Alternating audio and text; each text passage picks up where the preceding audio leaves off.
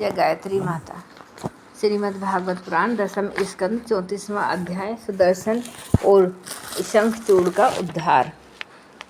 श्री सुखदेव जी कहते हैं, परीक्षित, एक बार नंद बाबा आदि गोपों ने शिवरात्रि के अवसर पर बड़ी उत्सुकता और कौतूहल आनंद से भरकर बैलों से जुती हुई गाड़ियों पर सवार होकर अंबिकावन की यात्रा की।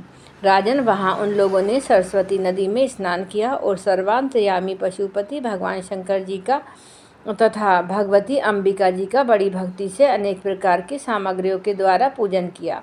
वहाँ उन्होंने आदरपूर्वक गोय, सोना, वस्त्र, मधु और मधुर अन्न ब्राह्मणों को दिए और उनको खिलाया पिलाया। वे केवल यही चाहते थे कि इससे देवाधिदेव भगवान शंकर हम पर प्रसन्न हों। उस दिन परम भाग्यवान नंद, सुनंद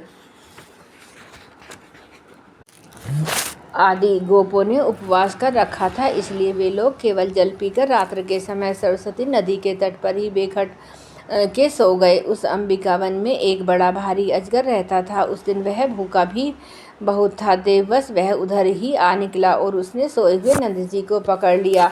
अजगर के पकड़ लेने पर नंद राय जी चिल्लाने लगे, बेटा कृष्ण, कृष्ण, दौड़ो दौड़ो, देखो बेटा, यह अजगर मुझे निगल रहा है। मैं तुम्हारी शरण में हूँ, जल्दी मुझे इस संकट से बचाओ। नंद बाबा का चिल्लाना सुनकर सबके सब गोप एक एक उठ खड़े हुए और उन्होंने अजगर के मुंह में देखकर घबरा गए।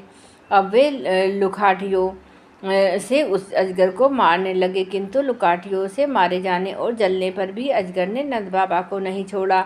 इतने में ही भक्त वत्सल भगवान श्री कृष्ण ने वहां पहुंचकर अपने चरणों से उस अजगर को छू लिया।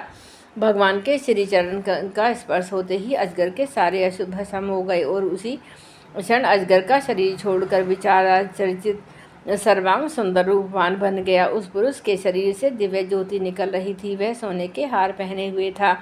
जब वह प्रणाम करने के बाद हाथ जोड़कर भगवान के सामने खड़ा हो गया, तब उन्होंने उससे पूछा, तुम कौन हो? तुम्हारे अंग अंग से सुंदरता फूट पड़ती है। तुम देखने में बड़े अद्भुत जान पड़ते हो। तुम्हें यह अत्यंत निंदनीय अजगर योनि क्यों प्राप्त हुई है? अवश्य ही तुम्हें विवश होकर इसमें आना होगा। अजगर के शरीर से निकला हुआ पुरुष बोला, भगवान, मैं पहले ही एक विद्याधर था। मेरा नाम था सुदर्शन। मेरे पास सौंदर्य तो था ही, लक्ष्मी भी बहुत थी। इससे मैं विमान पर चढ़कर वहाँ से यहाँ से वहाँ घूमता रहता था। एक दिन मैंने अंगिरा गोत्र के कुरूप ऋषियों को देखा। अपने सौंदर्य के घमंड से मैंने उनकी हंसी उड़ाई। मेरे इस अपराध से कुपित होकर उन लोगों ने मुझे अजगर योनि में जाने का शाप दे दिया। यह मेरे पापों का ही फल था। उन कृपालु ऋषियों ने अनुग्रह के लिए ही मुझे शाप दिया था, क्योंकि यह उसी का प्रभाव है कि आचराचर के गुरु स्वयं आपने अपने चरण कमलों से मेरा स्पर्श किया। इससे मेरे सारे अशुभ नष्ट हो गए। समस्त पापों का नाश करने वाले प्रभु, जो लोग जन्म मृत्यु संसार में भयभीत होकर आपके चरणों की शरण ग्रहण करते हैं, उन्हें आप समस्त भयों से मुक्त कर देते हैं।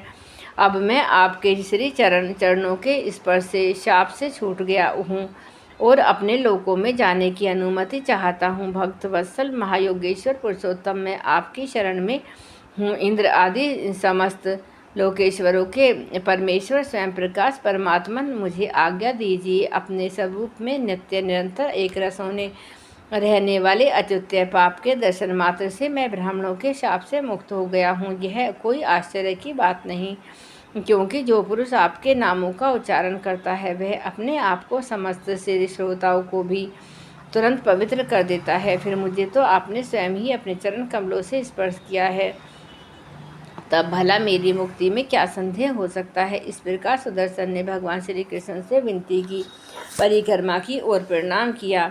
फिर उनसे आज्ञा लेकर वह अपने लोक में चला गया और नंद बाबा इसी भारी संकट से छूट गए। राजन, जब ब्रजवासियों ने भगवान श्री कृष्ण का यह अद्भुत प्रभाव देखा, तब उन्हें बड़ा विस्मय हुआ।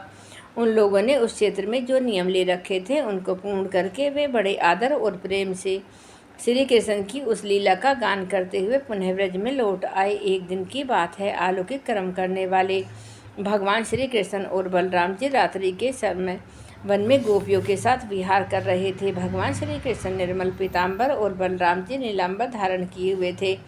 दोनों के गले में फूलों के सुंदर सुंदर हार लटक रहे थे और शरीर में अंगराग सुगंधित चंदन लगा हुआ था। सुंदर सुंदर आभूषण पहने हुए थे। गोपियाँ बड़े प्रेम और आनंद से ललित स्वर में उन्हीं के गुण गुणों का गान कर रही थी। अभी अभी सायंकाल हुआ था, आकाश में तारे उग आए थे और चांदनी छिटक रही थी। बेला के सुंदर गंध से मतवाले होकर भोरे इधर उधर गुनगुना रहे थे तथा जलाशय में खिली हुई कुमुदिनियों की सुगंध लेकर वायु मंद मंद चल रही थी। उस समय उनका सम्मान करते हुए भगवान श्री कृष्ण और बलराम जी ने एक ही साथ मिलकर राग आलापा। उनका राग आरोह अवरोह सबरोह के चढ़ाव उतार से बहुत ही सुंदर लग रहा था। वह जगत के समस्त प्राणियों के मन और कानों में आनंद से भर देने वाला था। उनका यह गान सुनकर गोपियाँ मोहित हो गई। परीक्षित उन्हें अपने शरीर की भी सुधि नहीं रही कि उस पर ये खिसकते हुए वस्त्रों और चोटियों से बिखरते हुए पुष्पों को संभाल सकें। जिस समय बलराम जी और श्याम दोनों भाई इस प्रकार स्वच्छंद विहार कर रहे थे और उन्मत्त की भांति गा रहे थे, उसी समय वहाँ शंखचूड़ नाम का एक यक्ष आया। वह कुबेर का अनुचर था। परीक्षित दोनों भाइयों के देखते देखते वह उन गोपियों को लेकर बेखट की उत्तर की ओर भाग चला, जिनके एकमात्र स्वामी भगवान श्री कृष्ण ही हैं। गोपियाँ उस पर रो रो कर चिल्लाने लगी। दोनों भाइयों ने देखा कि जैसे कोई डाकू गो को लूट ले जाए, वैसे ही यह यक्ष हमारी प्रेयसियों को लिए जा रहा है और वे हा कृष्ण हा राम पुकार कर रो पीट रही हैं। उसी समय दोनों भाई उसी की ओर दौड़ पड़े। डरो मत, उस प्रकार अभयवाणी कहते हुए हाथ में शाल का वृक्ष लेकर बड़े वेग से क्षण भर में ही उस नीच यक्ष के पास पहुंच गई। यक्ष ने देखा काल और मृत्यु के समान ये दोनों भाई मेरे पास आ पहुंचे। तब वह मूढ़ घबरा गया और गोपियों को वहीं छोड़ दिया। स्वयं प्राण बचाने के लिए भागा। तब स्त्रियों की रक्षा करने के लिए बलराम जी तो वहीं खड़े रह गए, परंतु भगवान कृष्ण जहाँ वह भाग कर गया उसके पीछे पीछे दौड़ते गए। वे चाहते थे कि उसके सिर की चूड़ामणि निकाल लें।